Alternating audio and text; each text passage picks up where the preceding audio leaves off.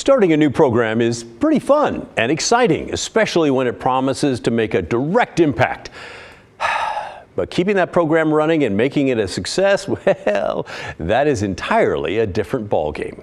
Our investigative reporter Kyle Boshi is going back to look at government programs that start out with lots of celebration to see how it works out.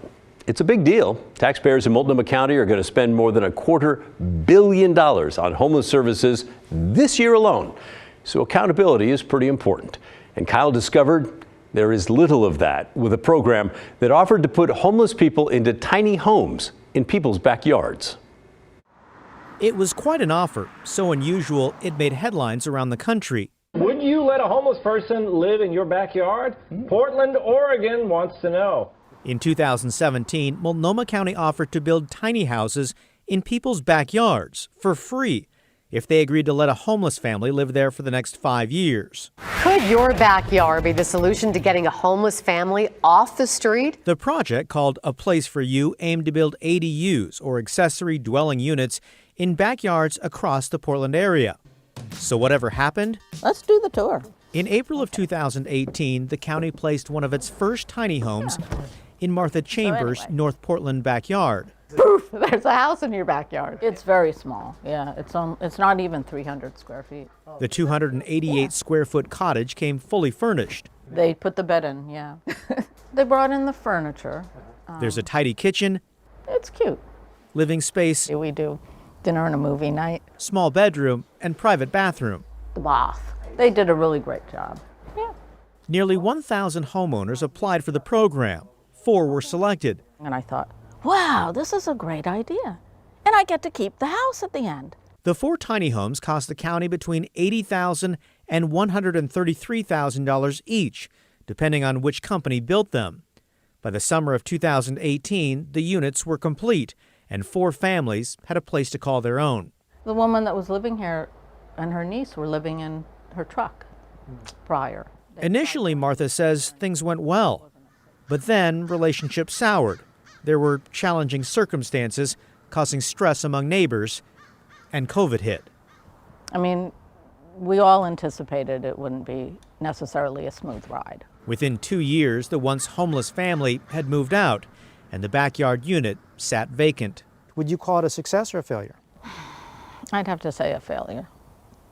Martha felt abandoned. After early enthusiasm, there was little support or follow-through by program organizers. I think it was all set up to be successful, and then the ball got dropped. Similar experiments to house the homeless in backyards have been tried elsewhere, such as Los Angeles and Seattle. In Seattle, how's it gone? We're feeling pretty good about what we've accomplished. The Block Project in Seattle has built 15 energy-efficient tiny homes since 2017. Unlike Portland, homeowners in Seattle have no financial incentive to put a unit in their backyard. And importantly, there's strong support structure for both the homeowner and their backyard neighbor. The nonprofit Facing Homelessness, which runs the Seattle program, says it has a 95% success rate in maintaining stable housing. And so for us, we really want to foster community by making sure people know that we care about them, we see them, we want to know what's working, we want to know what's not. The creator of the Multnomah County program, Mary Lee, told reporters in 2017 that if all went well, she hoped we'd do 300 of these units in the next 12 months. Instead, there were 4. When asked what happened, Lee, director of Multnomah Idea Lab, a county policy center, wrote in an email, "Unfortunately, I don't have any information to share about the work," explaining the program was transferred from one county office to the next.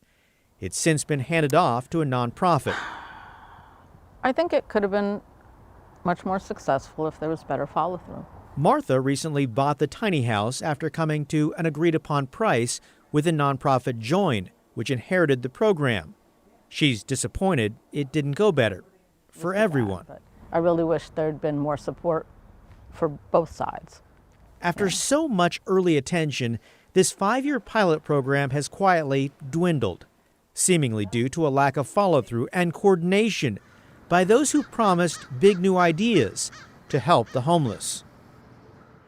Kyle joins me now, and you told me earlier this program cost about $500,000, and I'm just stunned by the lack of accountability. No one's going to take accountability. Yeah, we've been reaching out to the county since April, actually, through emails, trying to get some more information about the program itself. Was it successful? Why it wasn't? And maybe if they could explain a little bit more. In fact, at one point, we gave them a full list of questions, hoping to get some answers, and they haven't provided that information. Wow. Okay. And what about those tiny homes? What happens to them? Good question. So initially, as you heard in the story, they were supposed to be free to the homeowners after 5 years, right? That was the initial pitch. Well, at some point that kind of changed. In 2018, roughly, the county started saying, well, listen, after 5 years, those homeowners have the option to buy them at market price. Well, we're at about 5 years now, and in talking to some of these homeowners, there's a bit of confusion here about what's next and also what fair market price is. Yeah, for sure. We tried to reach out once again to the county and also Join, which has now inherited this program, to find out what's going on, and they have not responded to us. Started with a lot of pomp and circumstance and a lot of flash. It kind of fizzled after that.